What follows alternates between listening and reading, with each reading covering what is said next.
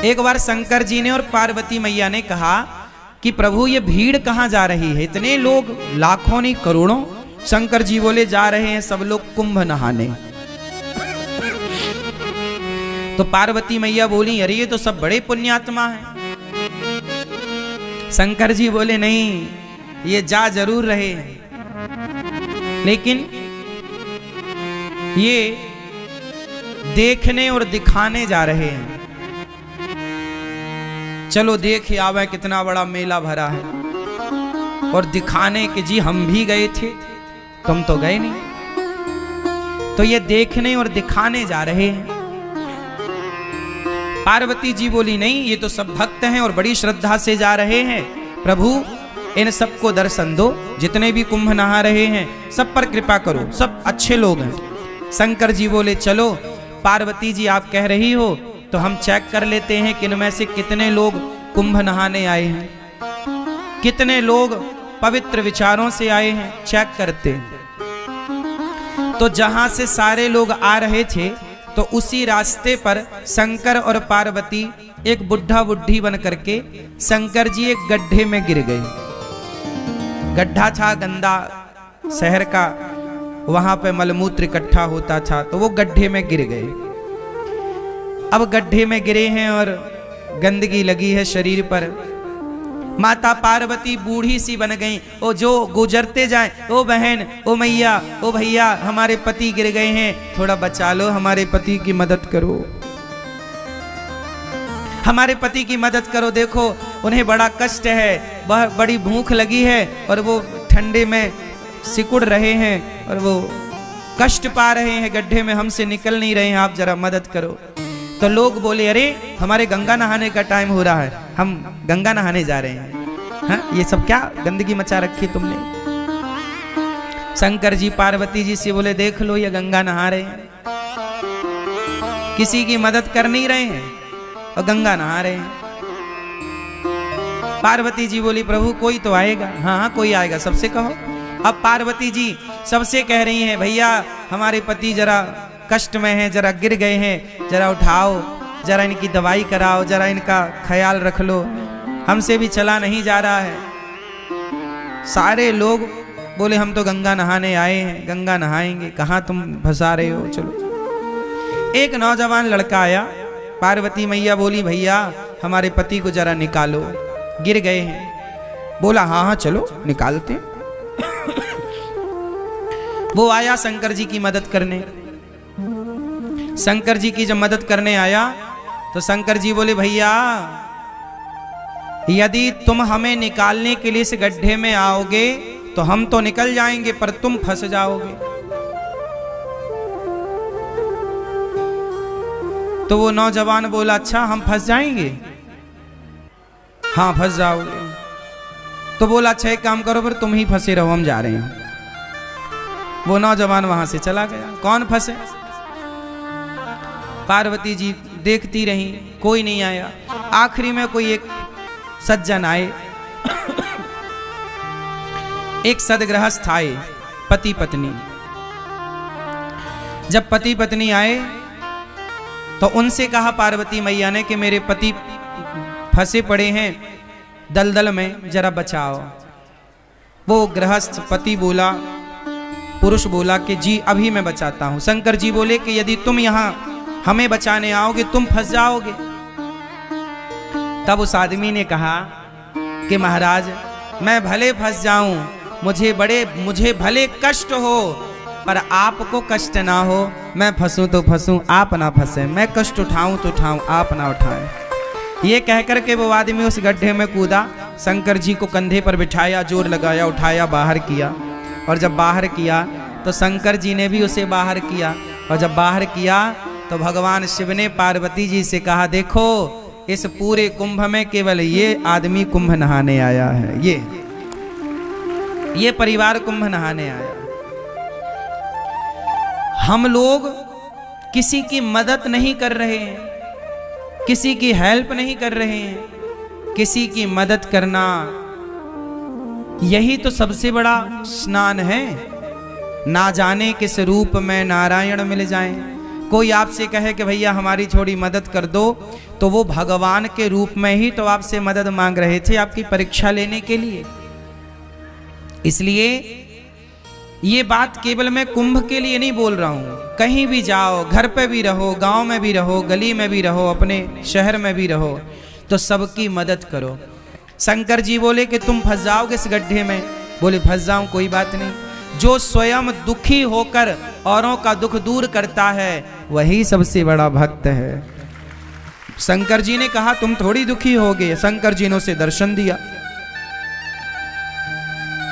और दर्शन क्या दिया?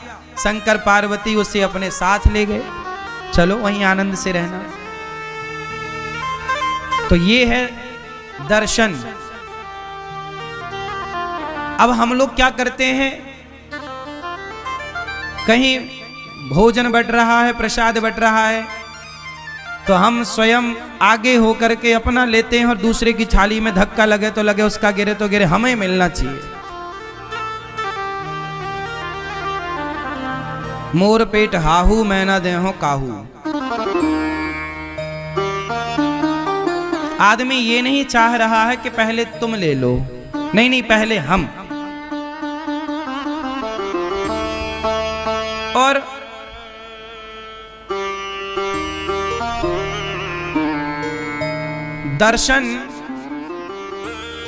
दर्शन का मतलब लोग समझ ही नहीं रहे। धाम में आओ ना, प्रयाग जी में आओ, वृंदावन आओ, यमुना जी आओ, अयोध्या जी जाओ, जहां भी जाओ वहां क्या करना चाहिए? अच्छा ये बताओ, गंगा जी में जब आप डुबकी लगाए तो किस तरफ मुंह करके डुबकी लगाए? स्नान कैसे करना चाहिए? सुनो, स्नान करने की भी एक विधा है। तीर्थों में स्नान कैसे करना चाहिए? सुनो, सबसे पहले गंगा जी जाओ, तो जाओ कैसे पहले ये समझो। अपने कमरे में ही फ्रेश होकर के आधा स्नान अपने कमरे में कर लो। फ्रेश हो जाओ, थोड़ा आधा स्नान कर लो, क्योंकि गंगा अपने आप में एक मंदिर है। गंगा अपने आप में कौन है? मंदिर। तो मंदिर में हम बिना नहाए जाते हैं कि नहा कर? तो गंगा जी जाने के पहले अपने कमरे में मलमूत्र से निवृत्त होकर के मंजन ब्रश कर लो कमरे में, यहीं पे जो व्यवस्थाएं हैं तंबू में, और स्नान कर लो आधा, क्योंकि शौच करने के बाद नहाना चाहिए। तो कमरे में आधा नहा लो। जो कपड़े पहनकर शौच करो वो कपड़े गीले करना चाहिए, वही कपड़े पहनकर नहीं। तो शौच करने के बाद नहा लो आधा, फिर नहा करके आप फिर गंगा जी जाओ, नहा करके आधा नहा लो, फिर गंगा जी जाओ पवित्र होकर के, फिर वहां जाके सबसे पहले गंगा मैया को प्रणाम करना चाहिए। जाके ये नहीं सीधे पांव डाल दे, नहीं, सबसे पहले गंगा जी के पास बैठ के हाथ से गंगा मैया का पहले तो मस्तक झुकाकर गंगा मैया को प्रणाम करो, फिर हाथों से थोड़ा जल उठाकर सबसे पहले अपने मस्तक पर डालो।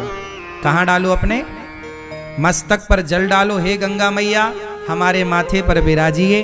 हे गंगा मैया आपकी कृपा से सदा सब लोग सुखी रहें, सब प्रसन्न रहें, और हे गंगा मैया हमारी भक्ति दिनों दिन बढ़े, हम सदा प्रभु का स्मरण करते रहें। एक क्षण के लिए मैं भगवान को कभी भूलूं नहीं। हे गंगा मैया मैं भगवान को कभी भूलूं नहीं। हे नाथ मैं आपको कभी भूलूं नहीं। हे गंगा मैया आखिरी सांस तक मैं आपका दर्शन करने आती रहूं, अपने पांव से चलकर अपनी आंखों से आपको देखती रहूं, और आपकी कृपा से आपका दरस परस करते, भगवान का नाम सुनते सुनते, भगवान की कथा सुनते सुनते मेरे प्राण जाएं मैया, यही वरदान दो। आपका नाम जपते जपते, भगवान का गुणगान गाते गाते प्राण जाएं।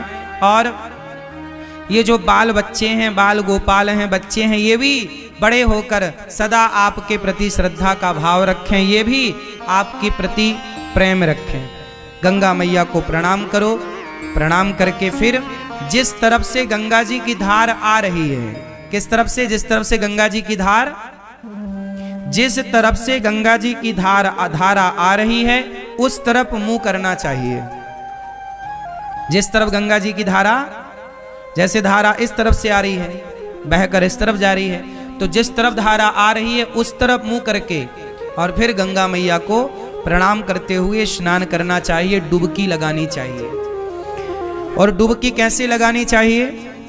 पहली डुबकी अपने माता के लिए कि ये डुबकी का पुण्य मेरी माँ को मिले जिसने मुझे धरती पर भेजा है। दूसरी डुबकी अपने पिता के लिए, तीसरी डुबकी अपने पूर्वजों के लिए, चौथी डुबकी अपने बच्चों के लिए कि बच्चे इसका पुण्य पाएं, और पांचवी डुबकी अपने लिए।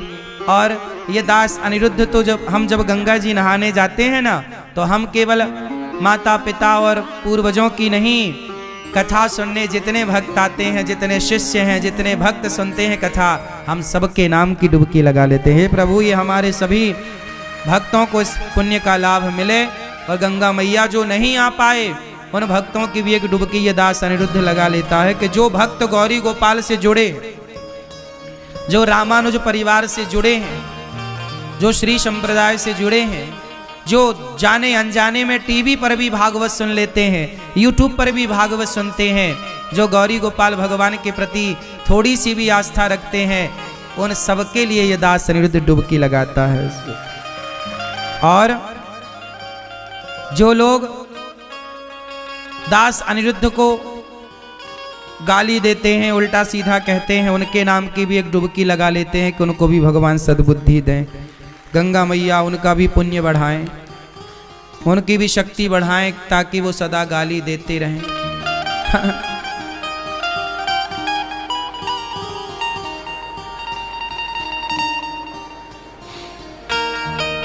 क्योंकि बैलेंस बना के चलना चाहिए ना।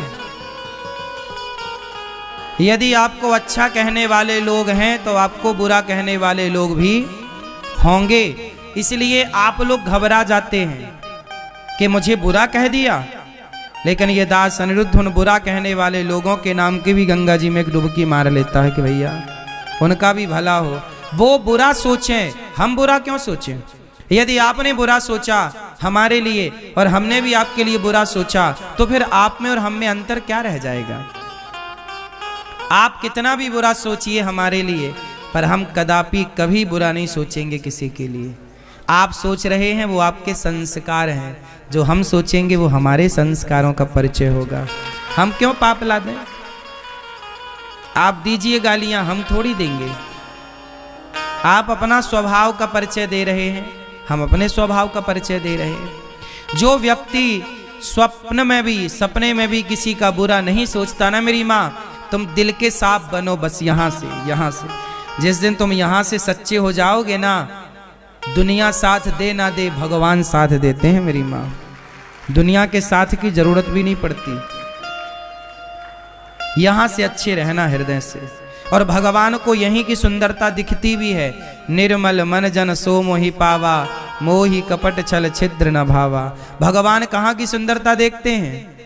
मन की। इसलिए कहता हूं, तन को धोया मगर मन को धोया नहीं, बाद गंगा नहाने से क्या फायदा। सबकी मदद करो। कुंभ नहाने आए, पर शंकर जी ने परीक्षा ली तो कोई एक ही नजर आया कि ये नहाने आया। जो सबकी मदद करता है वो व्यक्ति वही कुंभ नहाने का फल पा रहा है।